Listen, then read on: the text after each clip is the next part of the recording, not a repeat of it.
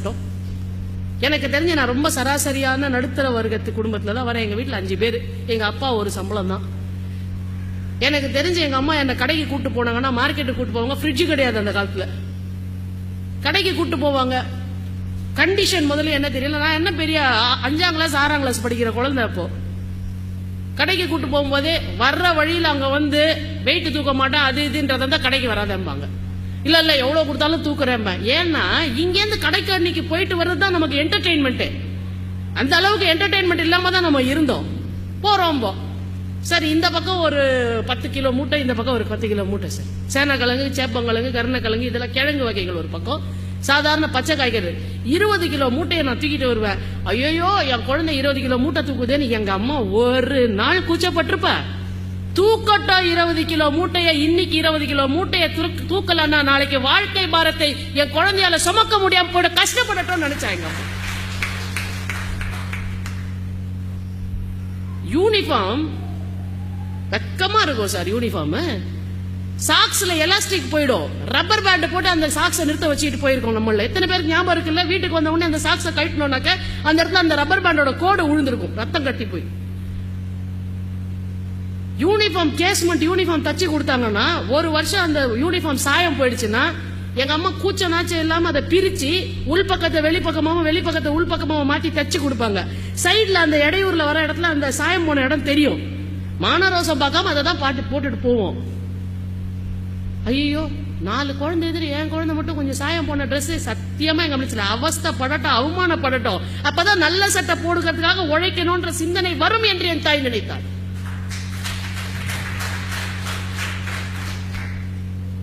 படம் சினிமா பார்க்க முடியும்ன்றீங்க, வருஷத்துக்கு ஒரு படம் சார். அந்த படத்தையும் அவங்க முடிவு பண்ணுவாங்க என்ன படம்னு. முக்காவாசி அது திருமலை தென்குமரி இந்த ரேஞ்சில் இருக்க படமா இருக்கும். எல்லாம் காமெடி படம், ஏதாவது மெட்ராஸ் டு பாண்டிச்சேரி இந்த மாதிரி ஏதாவது ஒரு சினிமாவா இருக்கும். வெள்ளிக்கிழமை விரதம் இந்த மாதிரி ஏதாவது ஒரு படமா இருக்கும். இந்த படத்துக்கு போகும்போது முதல்ல சொல்லி அனுப்புவாங்க 1:30 டிக்கெட்டு, 1:60 டிக்கெட் கிடைச்சா போக கூடாது, மரியாதைக்கு வீட்டுக்கு வந்துடும், நாளைக்கு போய் பார்த்துக்கோங்க. 5ஆவது நாள் கூட்டம் கம்மியா இருக்கும், 30 பைசா எக்ஸ்ட்ரா தர முடியாது. பெரிய சாமி வேண்டது எதுக்காகனா, ஐயோ சாமி 1:30 டிக்கெட் கிடைக்கணுமே, இல்லைன்னா வீட்டுக்கு போகணுமே இருக்கும். இல்லைன்னா நிர்தாட்சியமா திரும்பி கூப்பிட்டு வருவாங்க சார்.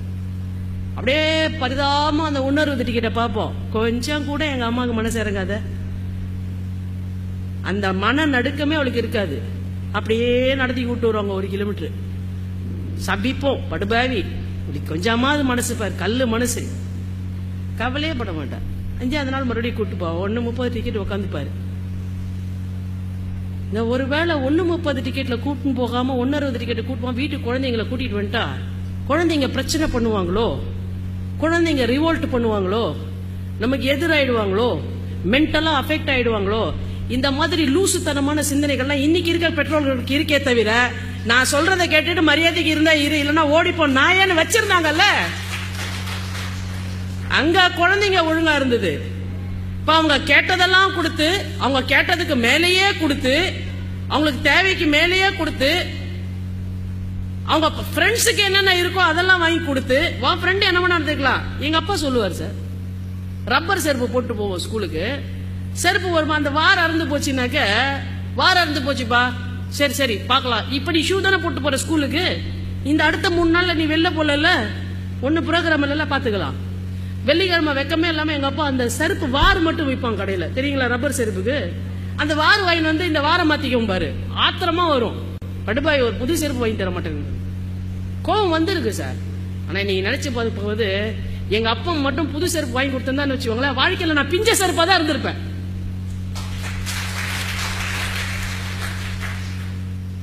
ஒவ்வொரு நிமிஷமும் நமக்கு என்ன தோணுச்சு, இந்த மாதிரி வாழ்க்கையில இருந்து நம்ம நல்லா வரணும், நல்லா படிக்கணும், 4 பேர் பாக்குற மாதிரி நம்மளும் இப்படியா இருக்கணும் அப்படியா இருக்கணும், நமக்கு ஒரு லட்சியம் வந்தது. ஆனா இன்னைக்கு நீங்க எல்லாத்தையும் குழந்தைங்களுக்கு கொடுத்து, அவங்க தகுதிக்கு மேல, அவங்க திறமைக்கு மேல, அவங்க தேவைக்கு மேல எல்லாத்தையும் அவங்களுக்கு போட்டு அடைச்சி அடைச்சி அடைச்சி அடைச்சி எல்லாத்தையும் கொடுத்துட்டுல, அவங்களுக்கு எதை பத்தின மரியாதையும் இல்லை, உங்க பத்தின மரியாதையும் இல்லாம போச்சு. அப்பா அம்மானா கொஞ்சம் கூட மரியாதை இல்லாம, so what? It's your duty. All the parents are doing it. You are also doing it. நுனி நாக்குல இங்கிலீஷ் பேசுறாங்களே தவிர பட்டுன்னு ஒண்ணு வைக்கணும் போல இருந்தா கூட நம்மளால அடிக்க முடியாது. ஏன்னா நம்முடைய அறிவுஜீவிகள் எல்லாம் மேடைக்கு வந்து இன்னைக்கு என்ன சொல்லிட்டாங்க, குழந்தைகளை எப்பொழுதும் பாசமாக நடத்த வேண்டும், கண்டிக்க கூடாது, அவங்கள வந்து கட்டுப்படுத்த கூடாது, அவங்க இஷ்டத்துக்கு தான் ஆடணும், உங்க இஷ்டத்தை எதையுமே அவங்க கிட்ட சொல்லக்கூடாதுன்னு சொல்லி சொல்லி வழி நடத்துவதற்கு பதிலாக தருதலைகளை குழந்தைகளாக வீட்டில் வளர்ப்பதற்கு தான்